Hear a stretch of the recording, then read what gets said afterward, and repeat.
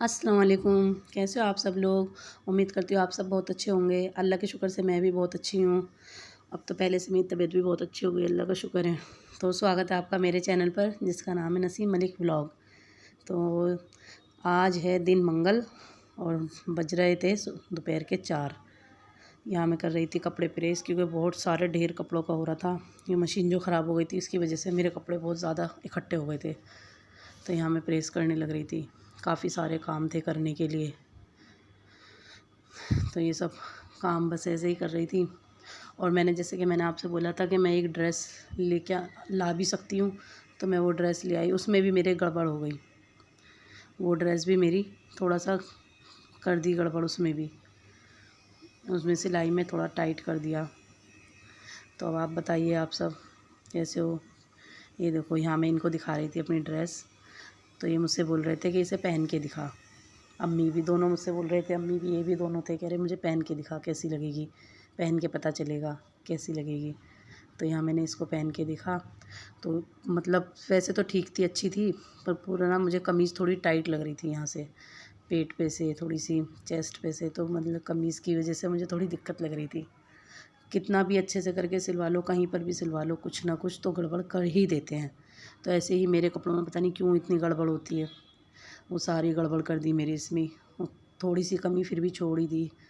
और जिसमें कि बुटीक वाली से सिलवाई थी मैंने ये कि अच्छे से सिल देगी, फिर भी उसने भी कर ही दी टाइट थोड़ी।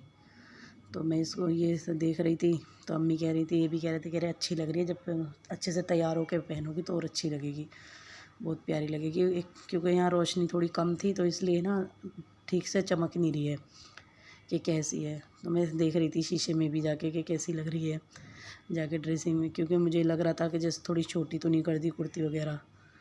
और ये देखो अब बज रहे थे रात के 11:30 पौने 12 का टाइम था, और मेरे घर में ही देखो क्या हो रहा है। दोनों पापा और बेटे दोनों लगे पड़े हैं फ़ोन में, अपने गेम खेल रहे हैं दोनों मज़े से। ये आ गई आलिया मैडम, अरहाब, सब ऐसे ही पड़े हुए उधम मचा रहे हैं। 12 बज जाते हैं, 1 बज जाता है, इन लोगों को यही नहीं पता होता कि हमें सोना भी है। रात को इतना लेट सोएंगे, फिर सुबह में इतनी लेट उठते हैं, फिर उठते ही बस ट्यूशन भाग जाते हैं। ट्यूशन से आके फिर नाश्ता वगैरह इनका चलता है, दोनों का। आलिया तो सुबह ही उठ के चली जाती है स्कूल। ये देखो मैडम लग गई मेरे पास में। अब हो गई थी अगली सुबह।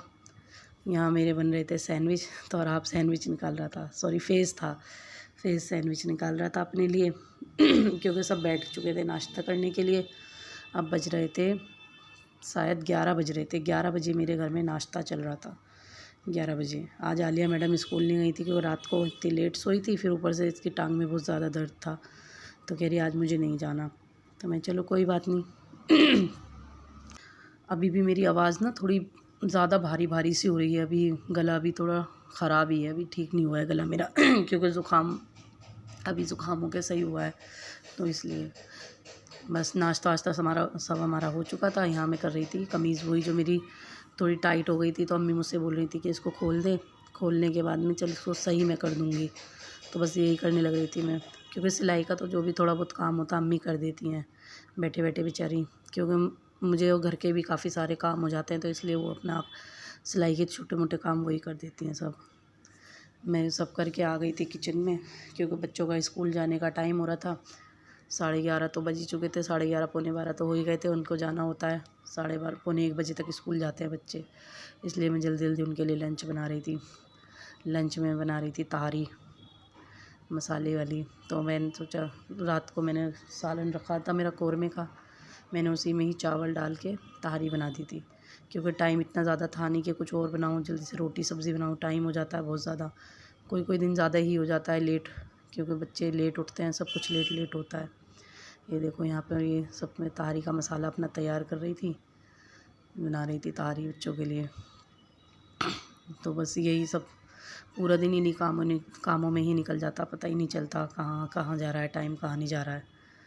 ये सब मैं कर करा के फिर अपने किचन मैंने सब समेटी है, सब बर्तन वर्तन धोए, खाना मेरा बन चुका था। फिर मैं अपने लग गई थी बर्तन धोने के लिए। बर्तन धोने के बाद में इतने ही बच्चों का टाइम हो गया था जाने का स्कूल का। बच्चे स्कूल चले गए, बच्चे नहीं बस वही गया था फेज़, ये देखो यहाँ अम्मी ने मेरी कमीज़ सही कर दी थी, तो मुझसे बोल रही थी पहन के देख इसको कैसी है। तो मैं उनको बता रही थी कि थोड़ा सा चाक पे से मुझे लग रहा है। तो कह रही ठीक है।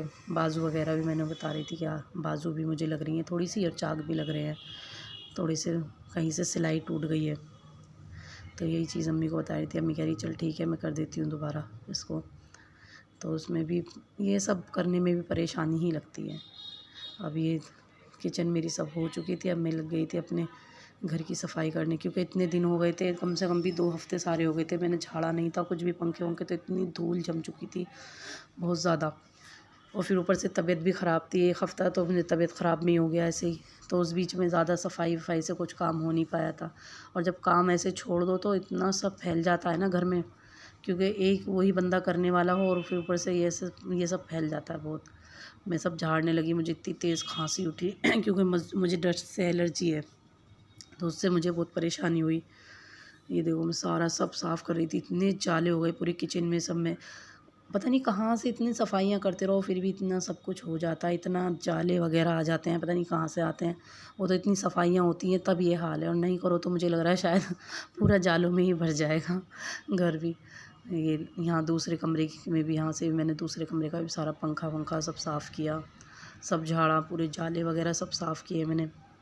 बहुत काम फैल गया था मेरे लिए, क्योंकि कई दिन बाद काम करो ना तो ऐसे ही लगता है कि जैसे पूरा घर बस गंदा हो गया है।